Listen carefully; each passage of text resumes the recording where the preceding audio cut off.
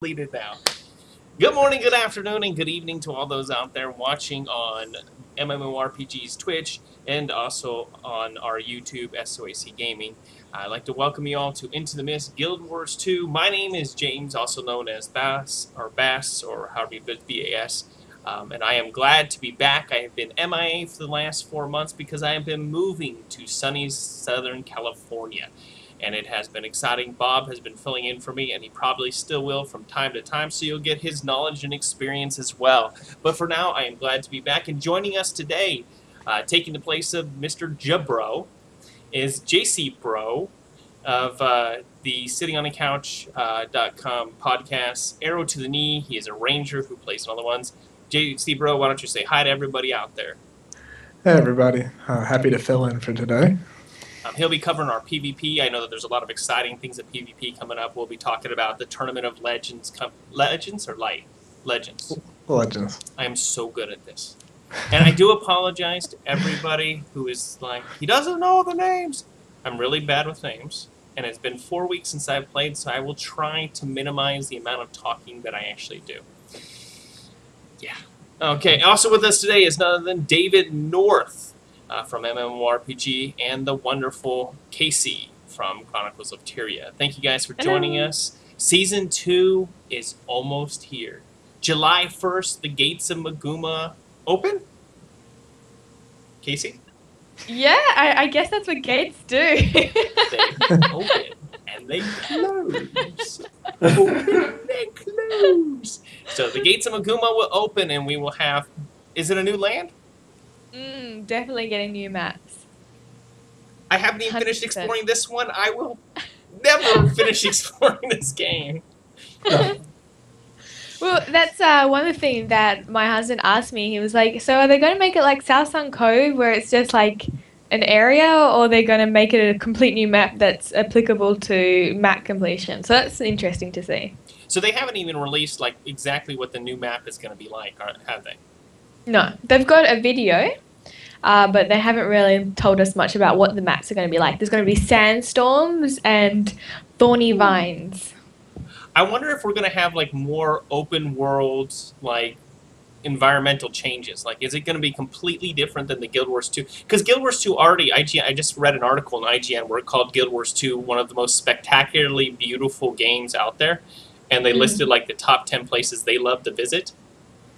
And I thought it definitely is. I mean, it's truly one of, and I wonder if they're going to up their ante in this one, or if it's going to be more of the same. I mean, it's a beautiful world, but is it going to be the same kind of aesthetic appeal, or do you think they're going to up the ante, add some leaves blowing and stuff like that with the sandstorms? Oh, wow. Definitely the sandstorms are something new. Like in the trailer, there's like the two Rox and Brahma walking into the sandstorm and everyone's like, ooh, it looks so, dramatic and everything like that. And so that's something new. And the sandstorms, I'm interested to see whether it's actually a limiting mechanic, like, oh, you can't go to this area until the things that are causing the sandstorm are gone, or if it's going to be like a part of the game, like, if you don't do this event, then this area is so hard to explore because of this sandstorm. So it's interesting to see whether they're going to use it as like a gateway, or if they're going to use it as like a new effect that's going to look totally awesome. What do you think, David? I would like to see it where you have to complete events to stop the storm so that you can actually go in. I like that idea. I never thought of that.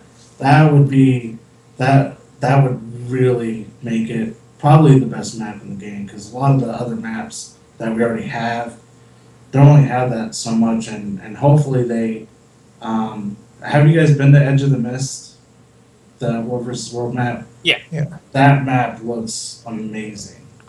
So I'm hoping it's on par with that. I know that Edge of the Mist they can go a little crazier, high fantasy with it, but I'm hoping that they put that much time into this map as far as how it visually looks. It's important to also note that we don't actually have something similar to the Maguma wastes. Like, it's a wasteland now, and it's very similar. It's not quite a desert like the Crystal Desert, but it's very similar to a desert, you know, very devoid of life and that sort of thing. So it's really interesting to see.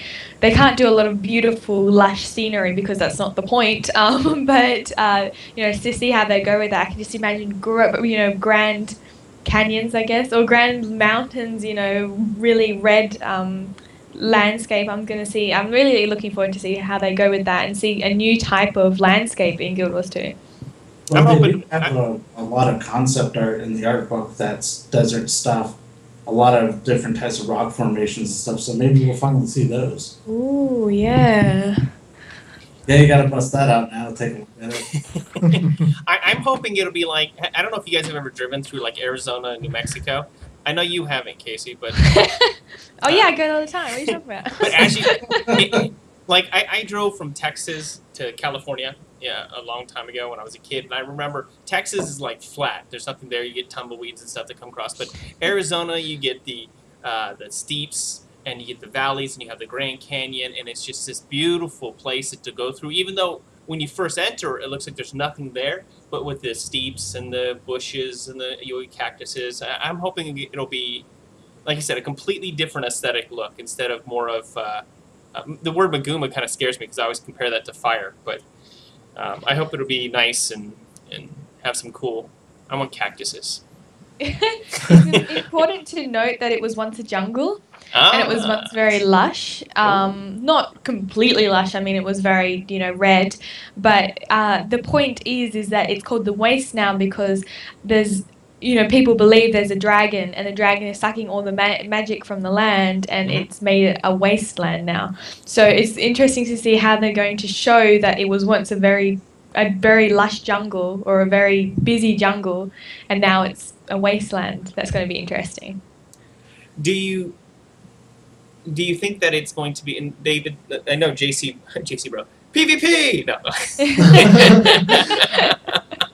Well, actually, because I'm a Guild Wars 1 vet, I actually explored the entire old Maguma jungle. And back in Guild Wars 1, I mean, there's like 250, 300 years of lore in between. It was already kind of half desert, half lush jungle. And I'm actually looking at a blown up map of it right now, and I'm really interested in figuring out where exactly the dragon like rises from in the jungle, because there's a few areas that it could be, but the map doesn't really. In Guild Wars 1, there was a few like where the dragons rose from. You could actually like go and see them back in the game, even 250 years, 300 in advance. But I'm not really entirely sure where they would be coming from on the map. So I'm interested to see how it changes, knowing what the old maps were like. So this is almost like a kind of like a throwback to Guild Wars 1. This new Season 2 is going to be almost a throwback, so those who play Guild Wars 1 will have a chance to relive almost the experience of that. Yeah. Interesting. Hopefully. That's really cool. Now, I have, and for those of you, I apologize, I have not, as I've been moving over the last month, I have not kept up with a lot of the things that have gone on. Casey, tell me a little bit about the audio clips that came out. There are two things that came out. What are these audio clips? So there was actually 2 audio clips that came out just recently, like a day or so ago. And they were called, let me look at it, Omens and Portents. I have to say, I've never heard the word portents before, and I actually had to Google it. And as like I write books, and I've written for Chronicles of Tyria, and I've never heard the word portents before, so I'm impressed by the right people who do writing for Guild Wars 2. But it means like, I don't know. I've got to explain it, because if I don't know, I feel like maybe other people wouldn't know. But it's like a foreboding, like an omen, like foreboding to foreshadowing to a bad event. And the first one is a person going, these Zephyrites are hiding something. And that's the first clip. And something like, I don't trust, or no, I can't remember, but these Zephyrites are definitely hiding something. And the second clip I recognize is Rox's voice, and Rox's voice going, what's with these all these Azuran thingy-majig? She didn't use that word, that's my word. What's with all these Azuran stuff? It makes, I don't trust him.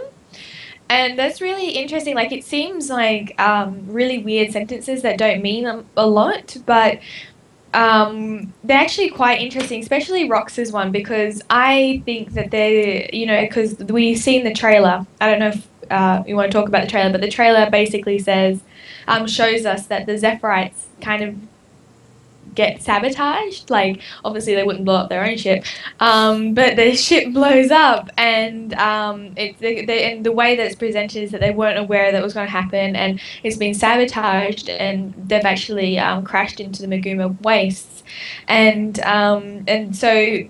We already know, I think I talked about this last time I was on, that there were stockpiling magical artifacts when we went to the Zephyr Sanctum, there were stockpiling magical items, and no one quite knew what they were. Even the Azura couldn't quite figure out what these items were, and there was a mysterious yellow glow coming out of the ships.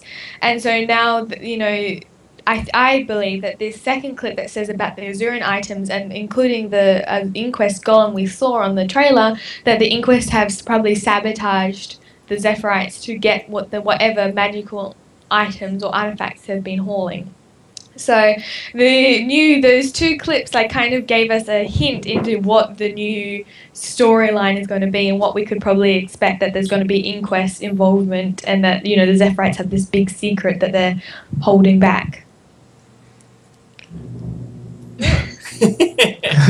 Sorry, I can keep on going forever. I'm trying to keep myself limited here. Now, David, what did you think of when you heard the new things? I think it's pretty cool that they're releasing it in this fashion. Like, they're kind of doing it a little differently. They're giving you a little bit of audio here. They're giving you the intro video so you get a little more excited about it. David, give us your feedback on it. You ready for Season 2?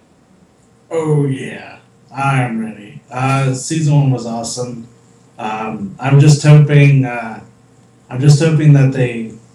I know that they're putting audio clips on their website, because it would be kind of hard to put it in-game, I guess. But one of the problems I had with Season 1 was the lore. They didn't actually put a lot of it in the game. Like, the players had to go to the website to read more about Scarlet, and that caused a lot of confusion for a lot of players. I'm hoping this doesn't mean that they're going to do the exact same, make the same mistake, I guess. It's great that they're giving those little teases, getting us ready for Season 2, but I don't know, I'm a little afraid that they're going to just keep putting the lore on the website, not in the game. So you're talking about the fact that they, in Season 1, and I'll be honest, I didn't know anything really that extensive about Scarlet until Casey started talking, and then I realized, wow, there's so much I don't understand and don't know, because it's all on websites and people who investigate it and stuff like that. There wasn't a whole lot in the game to tell you much about it. And so that's what you're referring to, is that you're hoping that in the game, do you want more clip scenes, or are you talking about just more lore in general, talking and...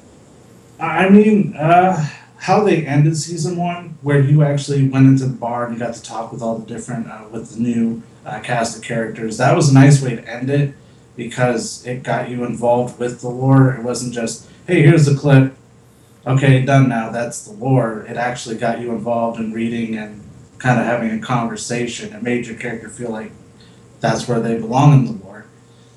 So I would like more of that. I don't mind the cool looking painted videos, but I would like to see more of how they ended, the methods that they used at the end of Season 1. That's what I would like to see. So, JC, bro, as a PvP player, did you ever finish the storyline of Season 1? No, not at all. I played a little bit of the invasion arc, when they all invaded, and we got to the point in the map where we killed Scarlet. Then she came back with the next living story update, and I was like, I'm just done with it. I thought I already killed her. Yeah. Did you ever finish your personal story? No. Where did you stop at? At level 79 mission, something of the undead ship fleet. Something with the something with the undead ship fleet. I'm not sure exactly. It's a level 79 mission. I'm sure I'm close enough, but yeah, that never happened. I actually discovered something really useful about the personal story. I'm pretty sure level 70 onwards, they start giving you green weapons, and I thought, green weapons, and I have better stuff. But then I realized these green weapons have a superior sigil of force in them, and I managed to salvage with the Black Lion kit 3 superior sigils of force just from my personal story. Like, hell yeah, I'm going to finish my personal story and all my characters now. I liked the one thing I did like about the personal story one is that the weapons were different and a little bit unique. Like some of them that came out, they were different. They looked a lot better. They were cool looking. I was like, oh man, if I would have known that the weapons look this good, then I would have kind of progressed a little farther along the storyline. But no one ever talks about it. The weapons actually have a unique look and aspect on it as you go down the. Like I think there's one a light one, which you can choose between the hammer, the sword, and I don't know. It was pretty cool, but. I haven't finished mine either, JC Bro, so don't worry about it. I talk about it, but... There's actually a unique medium armor skin that you can only get from the personal story, or if you were a PvP player, you could have got it through PvP before they changed all the rewards. Like, you could have got it through the Forge in PvP, but you can literally only get the skin through the personal story, and it's caused a lot of people to, like, be upset about it. Because it's like, I didn't know that was a unique skin. How am I going to get it now? Go PvP. Now, let me. Well, you can't even get it in PvP anymore. Oh, so it's gone. Yeah, so it's like pretty rare for the people that do have the whole set of it. I'm actually one of the people that has the whole set of it, and I wouldn't say only a handful. I'm sure there's a lot of people that just like kept everything, but for the people that don't have it, it's pretty frustrating for them. Do you guys know which armor this is, Casey or David? Yeah, it's the really bulky I know the heavy armor is really this a really bulky looking one. It looks like they're like turning into Transformers because everything's just so freaking big and can't think of another word for bulky at the moment. But I know that one. I didn't notice any particular one for light armor that was unique. Give me a second. I'll log in on my Ranger and tell you guys. In the meantime, though, something like. Going a little bit back to the Maguma Jungle, because I am a veteran player, there was 2 things about it. First of all, I don't know if everybody knows their lore that well, but there was a Bloodstone in the Maguma Jungle. I don't know if the Inquest would be there for the Bloodstone. That's a good point. Yeah, I'm not exactly sure what they're there for. And then the other one is Rotscale. I don't know if they're going to work him in. He was an undead dragon boss that was pretty hardcore when Guild Wars 1 was first released, and I don't know, he was an undead dragon and he had his own like mini undead army, so I don't know if they're going to work him in as like Zaiten's champion or something like that. It'd be interesting to see what they do with all that though, so it's really cool for a throwback for me. Now, you don't want to get Casey started on lore here, man. Oh my god, yeah. When he mentioned it, I'm like, I didn't even think about the Bloodstone. Oh my god.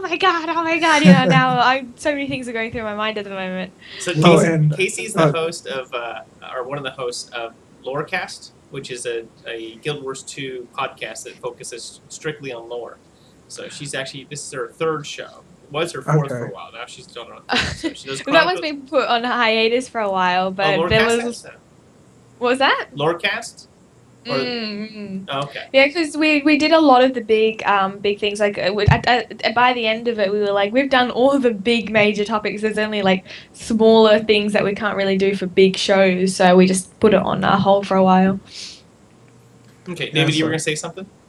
I was just asking, were the Bloodstones, were those related to the dragons, or was it the Destroyers, or I can't? It was the Mersat, and the Titans. Okay. The Bloodstones originally were from the human gods, because basically what happened is one of the gods, the dead god that you actually visit during a personal story, Abaddon, gave the humans magic, and all the gods were like, we didn't really want to give it magic. And what happened is, of course, when you give humans power, they kill and fight, and it was awful, and and so King Doric came to the human gods and said, please help us, this is just too out of control, everyone's killing each other. So what they did is, I think he either sacrificed himself, I think that was happened, and basically the gods created this bloodstone, which was like a artifact of great immense power that kind of sealed away the magic. And that's what the bloodstone is, like this ancient artifact from the human gods. And then eventually it's just, over the time, it's just fallen into other people's hands, and it's not been used for all the greatest things in the world. But it's funny, like, it's such a rare magical artifact, and that we have bloodstone dust, and what was the other thing? Bloodstone shards or something like that in Guild Wars 2, as the ascended crafting weapon, crafting items, piles of bloodstone dust, and like everyone has so much bloodstone dust from the bags, and it seems like such a common commodity, actually. Huh. I wonder if it's going to tie into the new. Everything will tie in the end to the season 2. I didn't even think about the bloodstone shard. Oh, that's so exciting! I hope they do bring that into the season 2. Well, because I'm looking at the map still right now, and where the bloodstone was located on the Guild Wars 1 map is right around a lake area, like a water area that was completely inaccessible in the first game. That looks similar to what we saw in the preview, but then again, there's like also the falls in the bottom left of the corner. Like, I'd have to show people a map so they actually, like, I'm looking at it right now, so it's easy for me to speculate. But like so the bloodstone, exciting. yeah, the bloodstone's like placed right, like pretty close to an area where it looks like the dragon could be resurrected from. So it's just interesting to see if they're going to work that into the lore at all. It's amazing, actually, because they mentioned that dragons, sap a lot of, they emit and also eat a lot of magical energy. They're like this cycle sort of thing. And the Azurans in Guild Wars 1 built their interchange right above Primordus because he was just pushing out so much magical energy, and they used it to create the gateway system. So I wonder if like the dragon is either attracted to the bloodstone, or maybe the dragon just like dragons hoarding their treasure, they just wanted to be near the bloodstone or something. That would be very interesting. Yeah. I mean, backpedaling a little, the armor that I was talking about is Marauder armor, medium armor. Okay, that's the name of the medium armor. That's the iconic one. That's like completely unique to the personal story at this point. So if anybody's going through, make sure you unlock anything that's Marauder armor, or if you need to go and re-get it. Yeah. Okay. Oh, very cool. I think I'm pretty excited about season 2. It'll be a fun, fresh start for me, since I have no idea exactly how season 1 ended. My computer started going on fritz about that time, so it'll be awesome. Now, did you guys, speaking of season 1, the end of season 1 storyline and everything that happened there in the beginning of season 2, which will start on July 1st, did any of you guys check out the new podcast by Guild Wars 2 on their Twitch channel, the Points of Interest one, where they kind of covered season 1? How was it? It was... Go ahead, David.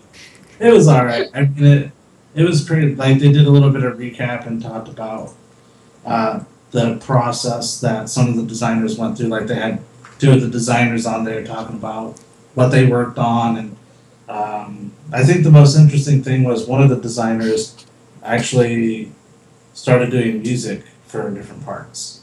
So that was kind of cool, because he normally didn't work on any of the audio for the core game, and then, like, hey, do some music. So it was like a behind-the-scenes thing, basically. It wasn't really about season 1. It was more like a behind-the-scenes. What do you think, Casey? I actually didn't watch the episode, but I read the notes that Dolphy does. Thank you, Dolphy. I thought it was really interesting. It didn't really say much like about the lore. Like, I read it and it was more about mechanical kind of, the background stuff, and I just was like, oh, I'll just read the notes, that's fine. But it actually reminded me that on one of the previous streams that they actually did mention that the lore, they were really interested in bringing it more into the game rather than anything else. So, I think that was what you were saying before, David, about, you were worried that they were going to keep it outside the game, but they were going to put it in. But I thought that sort of stuff would be more in the points of interest rather than the background stuff. But maybe the points of interest is more a lore about, more a podcast about mechanical stuff than lore stuff. Possibly. Yeah. I haven't seen it yet. I've watched a few of the Ready Up ones, but I just now noticed that it had come out. I was like, man, I really got a lot to catch up on before I dive back into Guild Wars 2, but I'll probably get into playing it. My brother-in-law and my sister just started playing Guild Wars 2, and they're very excited. I get texts like twice a week from them. Hey, are you going to play? Hey, are you going to play? So, I think they're big RPG fans, and they love Guild Wars 2, mainly because it's free, but also because it's they're kind of they're players who just enjoy exploring worlds and seeing the cool things that go on, and they haven't really played a game that had as much beauty in the environment as Guild Wars 2 before, so they're really excited about it. And so I get these texts all the time, hey, you gonna play tonight? So generally it's when I'm out, but they're enjoying it. And I thought it was really cool, because it's cool to see, actually I was going to try and call them before the show started. I was going to find out what they think of the game from a beginner's perspective. You know, I mean, the game's been out for a couple of years, and you know, this is their first look at it. You know, and they see all these things that happen, how they think. Because you know, when we go into starting games now, we look at it as old hat. Like the beginning worlds are kind of boring. You know, but for them, the first time you do, I don't know about you guys, but the first time you do that event where the thieves come running up and they're trying to blow up.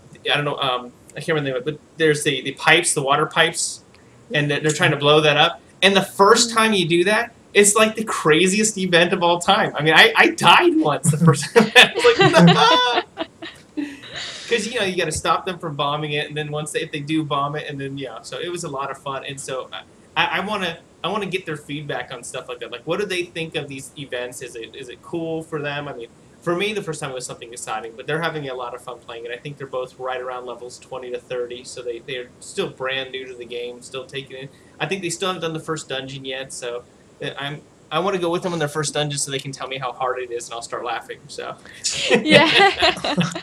I'd actually be really. I'm sorry. I was going to say I'd be really curious how they're taking to the new skill point system, because we all started the game, we got grandfathered into the trait gaining system and skill system. So I'm really curious to see from that perspective, like you're new to it, you have the new system going, how they think about it, because I don't even get to experience that.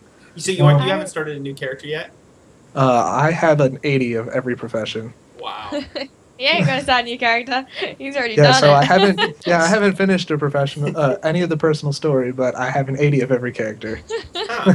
I'll have to ask him about that one. That's a good point. What I'll do is I'll get a list of questions from you guys after the show, and we'll kind of quiz them, and then on the next show, which will be in 2 weeks, we'll kind of cover how new players look at Guild Wars 2 and what their perspective of it is, and the questions that they answered, and it'll be cool to find out. It's a good point, because there are a lot of things that changed over time that we look at and go, oh, I wouldn't like that, but they're new to it. They've never seen anything else, so they don't know the difference between it. So it is cool. I can say I started level 80 just recently with my warrior. I just got it to level 80 just recently and finished a personal story, and I hated the trait system so much. And I think it's just simply because I was so used to the old way, and I already knew, like, I'm a veteran player. I just want to go and get my build, set up my build once I get to level 80, get all my Zerka gear, and, just do that's, I know what I want to do, and I just want to get there. But then, I'm like, okay, I'll set up my build now because I'm finally level 80 and I can go, set up my build. Oh, I have to go to this place, I have to go and explore, I have to complete Gendaran Fields to get this trait. I'm like, I don't want to do that. But luckily you can spend money, so there's not really worth it. You can spend money to get those traits. What do you think, David? It's annoying. What do you think, David? You're about to jump in and say something. What do you think? Well, like you, I got a lot of my family members that play, and one of them is my wife. But she's a way more casual player. We'll play maybe once a month, and it's mostly just exploring stuff. We don't really do any of the hard stuff. And she's level 30. So once the new trait system kicked in, she was really, really mad. She did quit that night. So luckily I've been able to talk her back into playing. But yeah, she did not like that. She did not like the new system at all. What was the reason? Is it just more complicated or just the change? She felt weaker. She felt like... Oh, yeah. That's right. A lot weaker because she had a lot more traits available with the old system, and now she only had one. So. Oh, that's a good point. That's right, because you get one per.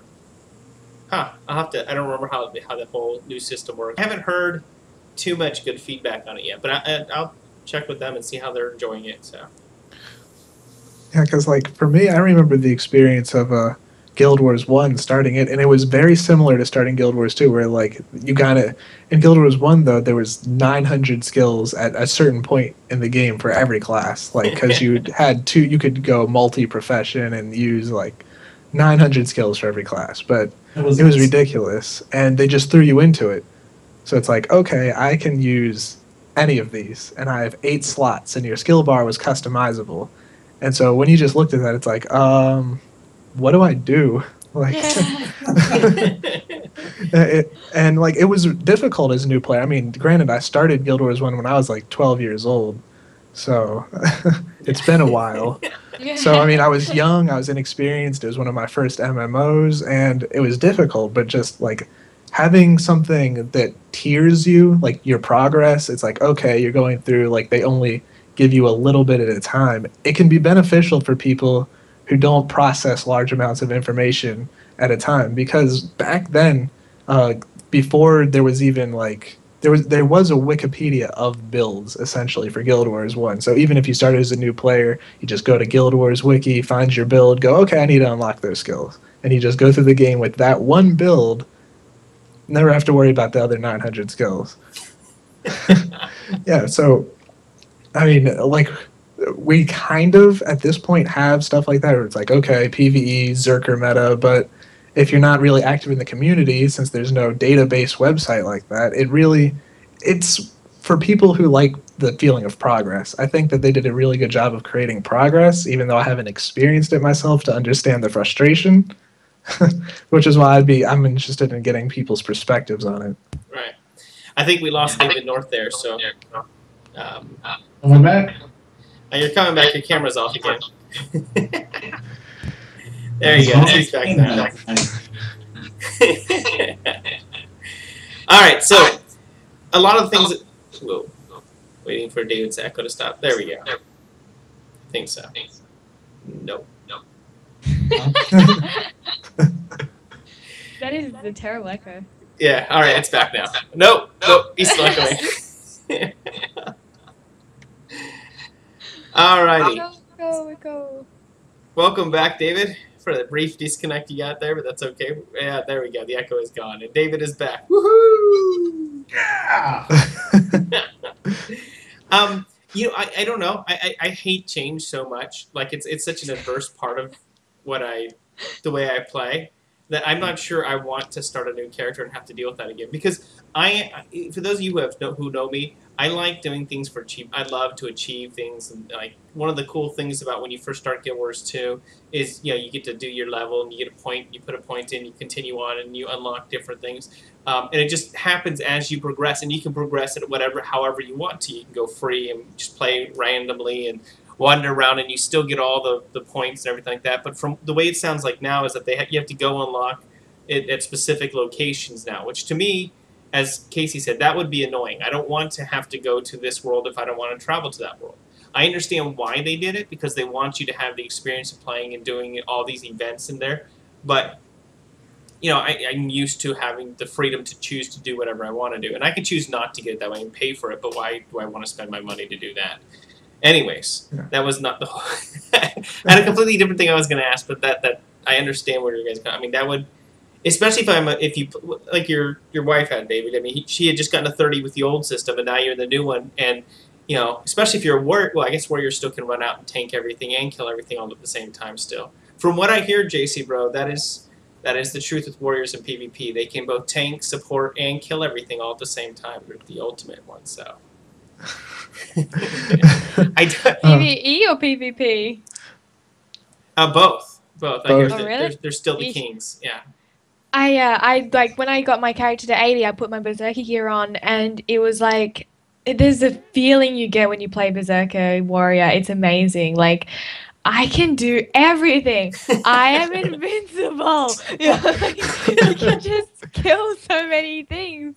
And like I played with my warrior in Ore, and it was just beautiful, man. It was just how quickly you can kill things. It's just like, gets in your blood. And now you know why people hate warriors. And then I go back to my Ellie. I'm like, I'm so squishy. Like, yeah, I do a lot of damage, but I'm so squishy. So, like, I love my warrior so much. In that Ready Up, the Ready Up episode where they talked about the balance change one, the big one that they did that everyone tuned in to watch, and they talked about how they don't want to have the, I can do everything champion. Like they don't want one profession that can do everything so much better than everyone else. And apparently they broke Twitch chat at that point because everyone spammed warrior at the same time. So we don't want one superhuman profession. Everyone's like warrior, warrior, warrior. So, but apparently they weren't paying attention to that one, so they kind of ignored the spam that came out. But it was But the truth is, the Warriors were so bad for so long that this is like their time of joy while they get to dominate everybody. So I'm not sure how they can change any of that stuff, and we'll get into that a little bit later when we talk more about the PvP tournaments coming up. Which, we should just go ahead and dive right into that. Guild Wars 2 is going to be at Gamescom in Germany. For those of you EU players that are listening to the show right now, if you can get over to Cologne, Germany and check out Gamescom, you should say hi at the Guild Wars 2 booth. Bombard them with all your questions about why your profession isn't the best in the game right now. Let's talk a little bit about that. Do we have any information, JC Bro, on that tournament? Like who's going to be there? They were calling it... Well, first, they were calling it like a champion, like, I guess, an international champions is what they advertised it as. But they're bringing American, Chinese, and European players together. And they haven't really said what criteria they're bringing the teams in on or like when it's going to be or anything. They've just announced the 3 regions and said there's going to be this tournament. So I'm not even sure if anybody knows what prizes would be yet, other than I'm assuming some sort of unique finisher like the PAX tournament. Well, we do know that I think the one hope is that Helseth doesn't get banned again. So. Well, speaking of that, he's going to be on the Ready Up tomorrow with Grout. So I'm assuming they're going to like judge whether or not he behaves on the Ready Up versus whether or not he gets banned or not. I hope he doesn't behave on Ready Up. He is so awesome. For those of you who don't know, Helseth is one of the top PvP players out there. He plays a Mesmer. He's probably the best individual one-on-one Mesmer PvPer out there. I think there are a few guys who are better in different roles with their Mesmer, but 1v1, he might be one of the top PvP players still around. And they recently won tournament TCG, beat out 55 HP Monks has been dominating, I guess, the Guild Wars 2 weekly tournaments. And in this big tournament that came out, was it the first Tournament of Lights? Which one was it, JC Bro, that TCG made an appearance? The Tournament of Legends, the first one. The first Tournament of Legends, sorry, I keep saying Tournament of Lights. Tournament of Legends. The first Tournament of Legends, TCG made an appearance, decided they were going to get the crew back together and show up, and I think it was Denshi was there, and so was Helseth, and then a couple other guys. And they they made short work of everybody. So, and then apparently Helseth decided he was going to drop the mic and retire, but he hasn't officially done that yet. So he's still around. He's still playing, which is good for the game. I think it is. I mean, it'd be really cool. I heard Zombify is back, and I saw Zeus is back. What do you think about that, JC Bro? I mean, as our premier PvP, one of our premier PvP players on sittingondthecouch.com, I mean, it's exciting to see some of these old guys come back. Yes and no. Yes, it's good that the game is bringing people back. I mean, that's a big thing. Like, the reward tracks was big for a lot of casual players, but with, like, the really competitive players that have everything that they want, it's hard for me to see what they would want out of the reward tracks. So for them to come back, I'm assuming for the tournaments that an ArenaNet's doing, I feel like we have the Tournament of Legends 2 coming up and Gamescom. It's interesting to see that those are the type of things that are getting them interested in the game again. But some of them in the past have had extremely toxic attitudes. And it's not necessarily like like, I understand that they want to express some sort of elitism. That's not actually what bothers me. What bothers me is when they get into big arguments with each other on the forums about who's a better player. Like, words don't solve that argument. Playing does. Like, if you want to say you're better than somebody, go ask Blue to shoutcast a match real quick. I mean, like, you don't need to have that type of discussion where the rest of the community can see it, because we're trying to grow the community at this point. Right. Like, we're doing, like, Blue's doing weekly tournaments, Misspedia, all of them, and they're shoutcasting them in different languages. And then we have the Tournament of Legends 2 coming up, and we have the Gamescom tournament coming up. China just launched, so they're going to be invited to the tournament too. And so it's important to make an impression on that market. Like, they don't want to come in and see just a bunch of toxic players arguing with each other. So it's really important that we maintain. I hope they showcase the new map, the Kill or Be Killed map. Like, I still like the 2v2 tournaments that are in that Kill or Be Killed map. I don't know what the actual map is called. I just call it the Kill or Be Killed one. Those are the most exciting games or PvP matches that I've seen. I don't know if you've seen them, Casey. I know you're more of a PvE player. These 2v2 tournaments, they're awesome. They are ridiculously fun to watch. So every once in a while you'll get some like burst team in, and they'll run into like another team that's not as coordinated, and the game will be over in like 2 seconds.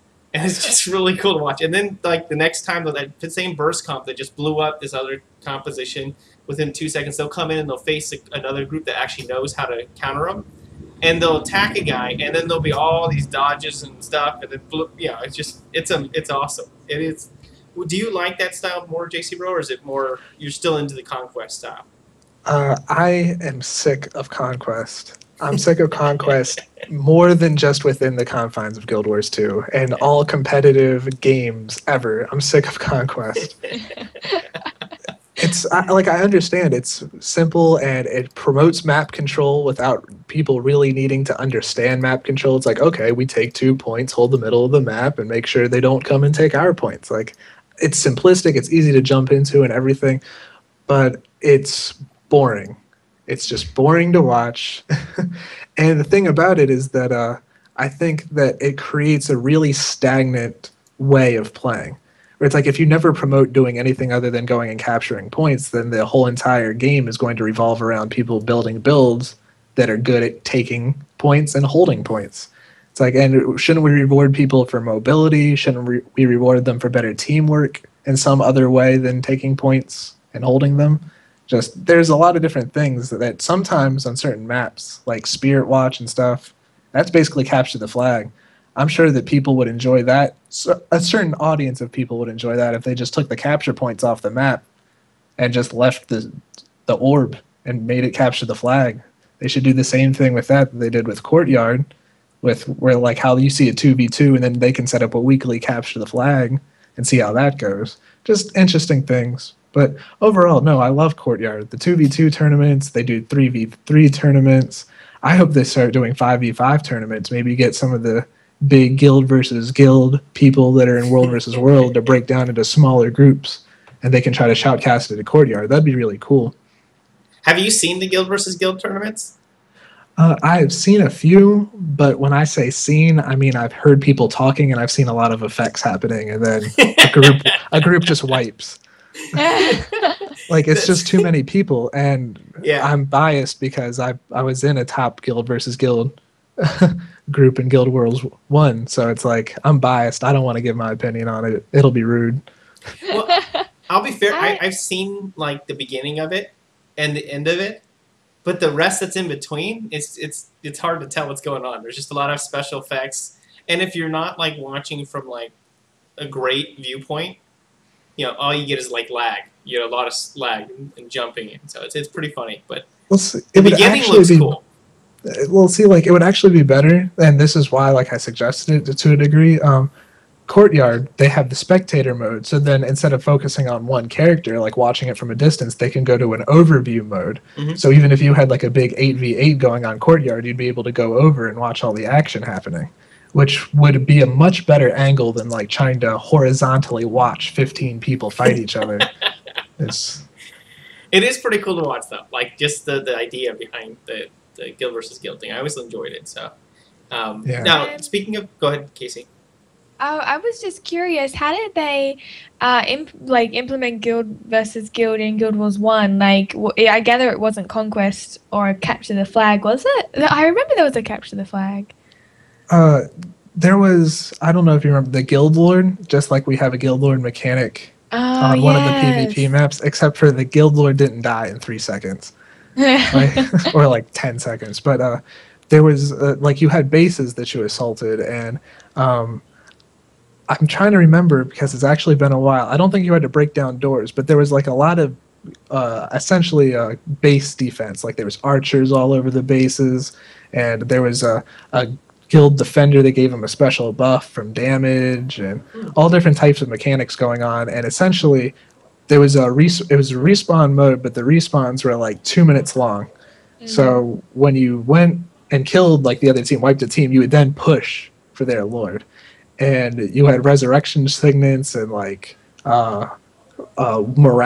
So you used a resurrection signet, then you had to regain morale to be able to use it again on your skill bar. So then there was a flag mechanic where you would run flags from your base to a point, and you would like hold that for 2 minutes or like a minute. You would gain morale. So there was a flag runner the entire time while the rest of this was going on. It was just, it was large scale. It was huge. And the games would last like 20 to 30 minutes. Yeah. Against like top teams, because you're just waiting. They would run dual comps, like mirror comps, and you would just be waiting for somebody to make a mistake. And that's how it was. Like Guild Wars 2, it has the potential to be much better than that because there's no dedicated healers, there's no dedicated tanks, there's no dedicated utility, so it relies much more on individual skill. So you can actually push the game along farther if you're a better player and you have better coordination.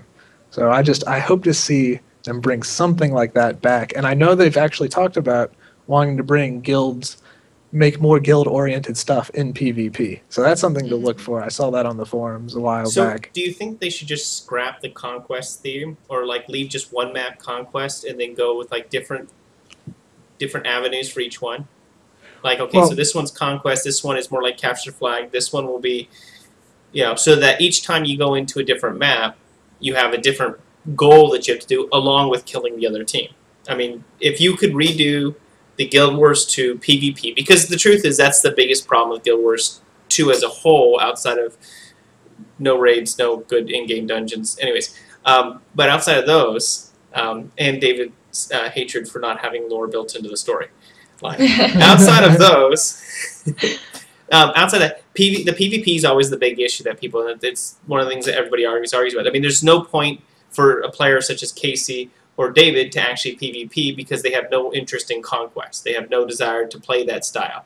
The kill or be killed, that's fun. It's a little thing like that. You can do it. And there's no tie-in between the generic, when you just queue up, random queue up, and the actual tournament playing style, that's, the solo queue and the team queue that you play. There's no tie-in between those two. If you could change Guild Wars 2 PvP, really, what would you do, JC, bro? Well, I think that the game's already set up perfectly in order to create a kind of like a rotating King of the Hill style game mode. I mean, we already have capture points, but if only one of them was active at a time, and I'm not suggesting like take it and hold it like you would see it typically in a first-person shooter, like you take and hold a hill until it rotates. But if it was more like you fought over the capture point until you captured it, and then it immediately just added like 1 to your score, and then it immediately rotated somewhere else on the map, and then have that going on so that teams have to have the proper amount of mobility, but the proper amount of like being able to stay on the point and capture it.